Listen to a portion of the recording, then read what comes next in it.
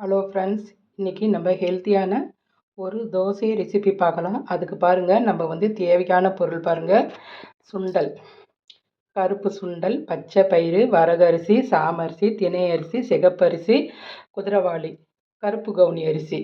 நம்ம வந்து அதுவும் அப்புறம் அதோட வந்து பச்சை பயிறு, அதுவும் எல்லாம் ஒரு சின்ன குழிக்கரண்டி அளவு நம்ம வந்து எடுத்துக்கிட்டோம்.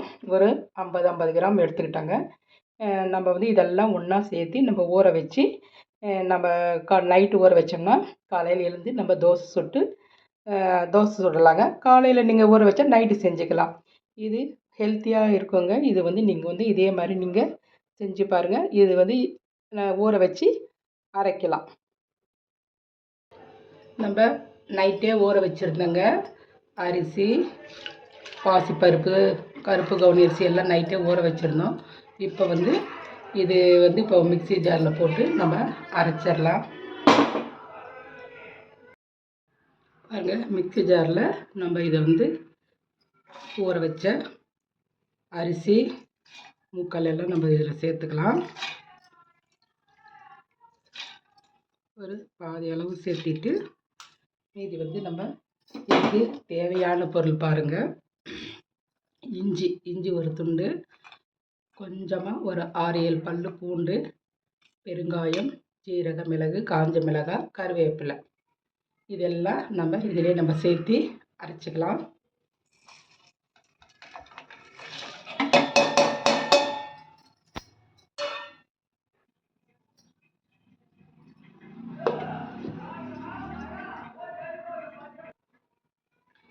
அரைச்சதெல்லாம் நம்ம வந்து வேறு ஒரு பாத்திரத்தில் சேர்த்துக்கிட்டோம். இப்போ வந்து இதுக்கு தேவையான அளவு உப்பு போட்டுக்கலாங்க. தோசைக்கு தகுந்த உப்பு போட்டுக்கலாம்.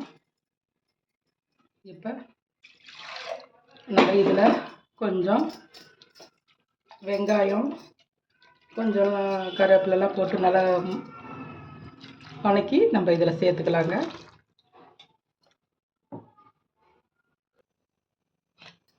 தோசைக்கு நம்ம வந்து வெங்காயம் கொஞ்சம் நம்ம தாளித்து அதில் சேர்த்துக்கலாங்க. பாருங்கள், கொஞ்சம் கடாய் வச்சு கொஞ்சமாக எண்ணெய் ஊற்றிட்டேன். கடுகு, உளுத்தம்பருப்பு, கொஞ்சமாக கடலைப்பருப்பு, வெங்காயம், கருவேப்பிலை இதில் சேர்த்துக்கலாங்க. இந்த தோசை வந்து நம்ம வந்து வெங்காயம்லாம் வந்து வதக்கி நம்ம வந்து தோசை சுட்டோம்னா அது வந்து ரொம்ப நல்லா இருக்குங்க. தோசை வந்து வெறும் தோசையே நம்ம சாப்பிட்றதுக்கு ரொம்ப நல்லாயிருக்கும். அதனால் இதை கொஞ்சம் நம்ம வதக்கி கடலைப்பருப்பெல்லாம் போட்டு வதக்கி நம்ம சுட்டோம்னா நல்லாயிருக்கும். டேஸ்ட்டும் ரொம்ப நல்லா இருக்குங்க. அதனால் வந்து நான் இதில் வந்து வதக்கி சேர்த்துக்கிறேங்க. வெறும் வெங்காயம் கூட போடலாம், அது ஒரு பச்சை வெங்காயமாக இருக்குங்க. நம்ம வந்து இந்த மாதிரி கடலைப்பருப்பு இதெல்லாம் போட்டு நம்ம வதக்கி சுடும்போது ரொம்ப நல்லாயிருக்கும், டேஸ்ட்டாக இருக்கும். அதை நம்ம சாப்பிடும்போது இப்போ வாய்க்கு வந்து கடலைப்பருப்பு கிடைக்கும்போது நல்லாயிருக்கும். இதில் காரத்துக்கு நம்ம வந்து காஞ்ச மிளகாய் போட்டு நம்ம அரைச்சதுனால காஞ்ச மிளகாய் தேவையில்லை. இப்போ வந்து இது மாவில் நம்ம கொட்டிடலாம். தோசைக்கு ஒரு சிம்பிளாக சட்னி செஞ்சுக்கலாம். பாரு, வெங்காயம் வதக்கினேன், வடசட்டி எண்ணெய் வச்சுட்டேங்க. எண்ணெய் ஊற்றிட்டேன். கடுகு, கொஞ்சம் கடலைப்பருப்பு, சிம்பிளாக சட்னிகள். இது வந்து வெறும் தோசை கூட நம்ம சாப்பிட்லாம். சட்னி தொட்டுட்டுறவங்க கூட சட்னி தொட்டுக்கிட்டு நம்ம சாப்பிட்டுக்கலாங்க. இப்போ பாருங்கள், 2 தக்காளி, வெங்காயம், பெரிய வெங்காயம், சின்ன வெங்காயம் எது இருந்தாலும் பரவாயில்ல, 4-5 பல்லு பூண்டு, கொஞ்சம் கருவேப்பிலை, காரத்துக்கு 3 காஞ்ச மிளகாய்,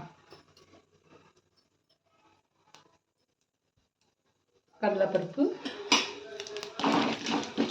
உளுத்தம்பருப்பு போட்டிருக்கோங்க. கடுகு உளுத்தம்பருப்பு போட்டிருக்கோம். இப்போ வந்து வெங்காயம் போட்டு நம்ம வதக்கிக்கலாம். ஆனால் இதுக்கு நாட்டு சக்கரை வச்சு சாப்பிட்னா ரொம்ப நல்லா இருக்குங்க. தோசைக்கு நாட்டு சக்கரை ரொம்ப நல்லாயிருக்கும்.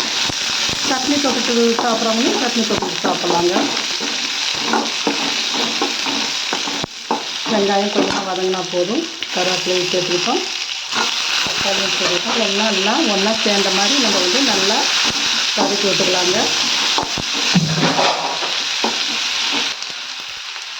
வெங்காயம் தக்காளி வதக்கிடுச்சுன்னா கொஞ்சம் நம்ம இதில் உப்பு சேர்த்துக்கலாம். சின்ன புளி கொஞ்சமாக புளி சேர்த்துக்கிறவங்க சேர்த்துக்கோங்க, இல்லைன்னா அப்படியே கூட நம்ம தக்காளி சட்னி அப்படியே தான் இருக்கும். எல்லார் வீட்லேயும் செய்கிறதாங்க அந்த மாதிரி சட்னி தாங்க இது. இதில் கொஞ்சம் கொத்தமல்லி தலையும் சேர்த்துக்கலாம். அதே மாதிரி அரைச்ச மாவுலேயும் நான் கொத்தமல்லி தலை சேர்த்துக்கிட்டேங்க. அவ்வளோதான். இது வந்து நம்ம அப்படியே ஆனதுமே நம்ம சட்னி அரைச்சிட்டு வந்துடலாம்.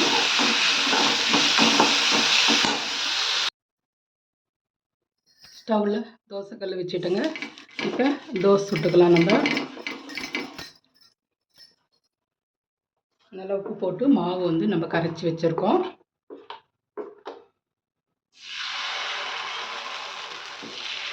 இந்த அளவுக்கு இருந்தால் ரொம்ப திக்காக ஊற்றாதீங்க, ரொம்ப கெட்டியாக ஒரு மாதிரி கல் மாதிரி இருக்கும். கொஞ்சம் மெலிசாகவே நீங்கள் ஊற்றிக்கோங்க. நான் நெய் எண்ணெய் 2 கலந்து வச்சுருக்கேன். இதில் நம்ம வந்து ஊற்றிக்கலாம். நல்லா டேஸ்ட்டாக இருக்கும் தோசை, அதனால் நெய்யும் கொஞ்சம் சேர்த்துட்டேங்க.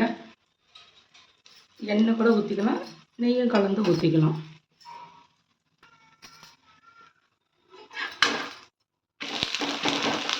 ரெண்டு பக்கம் நல்லா செவக்க சுட்டு எடுத்துக்கலாம்.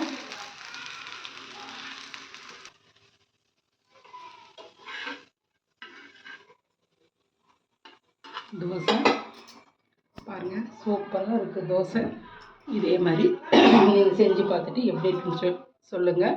பாருங்கள், அதுக்கு நம்ம தக்காளி சட்னி வச்சுருக்குறோம். இதோட வந்து நீங்கள் வந்து நாட்டு சர்க்கரையும் வச்சுக்கலாங்க. நாட்டு சர்க்கரையை வச்சுட்டா ரொம்ப டேஸ்ட்டாக ரொம்ப நல்லாயிருக்கும். நீங்கள் ஒரு முறை இந்த மாதிரி செஞ்சு பார்த்துட்டு நீங்கள் எப்படி இருக்குதுன்னு எங்கள் சேனலுக்கு கமெண்ட் பண்ணுங்கள், ஷேர் பண்ணுங்கள், சப்ஸ்கிரைப் பண்ண மறந்துடாதீங்க. ஓகே, பாய்.